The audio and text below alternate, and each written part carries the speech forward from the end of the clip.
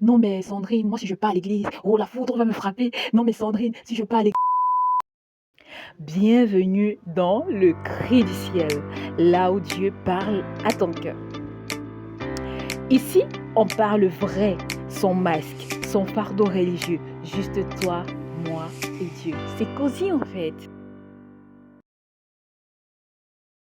J'entends souvent beaucoup de personnes me dire, non mais Sandrine, moi si je vais pas à l'église, oh la foudre va me frapper. Non mais Sandrine, si je vais pas à l'église, peut-être que je vais mourir le même jour. Non mais Sandrine, si je vais pas à l'église, patati patata patati patata. Toi tu penses que tu n'as pas ta place à l'église. C'est pour ça que j'aime le thème d'aujourd'hui. Et si l'église en fait n'était remplie que de personnes pécheresses, autant pour moi, et de personnes instables.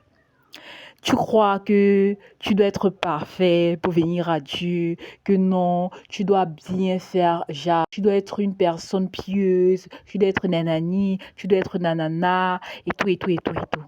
Mais non, je vais te choquer. Je vais te choquer. Si je te disais que, en réalité, tous ceux qui sont à l'église sont des personnes blessées, instables, parfois encore liées même à leur péché, mais qui ont fait le choix de choisir Dieu. Si je te disais ça, est-ce que tu me croirais? Et pourtant, c'est la triste réalité. Jésus a dit dans Luc 5, verset 31, ce ne sont pas les bien portants qui ont besoin de médecins, mais les malades. Depuis quand tu vas voir quelqu'un va aller à l'hôpital et puis il va dire, docteur, je suis venu parce que je me sens bien, je me sens vraiment en santé. C'est pour ça que je suis venu ici. Parce que vraiment, toi, tu aides les gens à guérir et tout. Et nanana, nanana. Ce ne sont pas les bien portants qui ont besoin de médecins, mais les malades. Alors oui, l'église est un hôpital et toi, tu es exactement à la bonne place. Dieu t'attend, il ne t'accuse pas, il t'aime. Il veut te voir libre, en paix. Ne fuis plus, tu n'as plus d'excuses. Tu as péché, reviens. Tu es tombé, reviens encore. Papa ne souhaite pas la mort du pécheur, hein, mais qu'il se repente et ait la vie éternelle. C'est en fait ça. Il ne veut pas que tu meurs, mais il souhaite que tu te repentes et que tu aies la vie éternelle. Je le redis encore une fois pour toi. Il souhaite que tu te repentes et que tu aies la vie éternelle.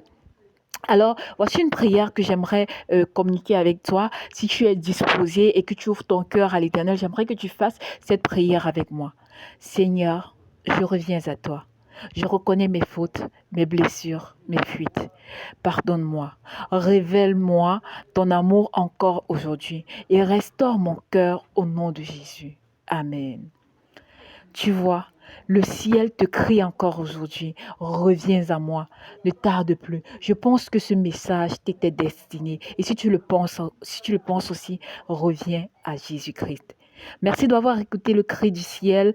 On se retrouve très vite pour un nouvel épisode. D'ici là, partage ce message. Tu ne sais pas qui a besoin d'entendre le cri du ciel.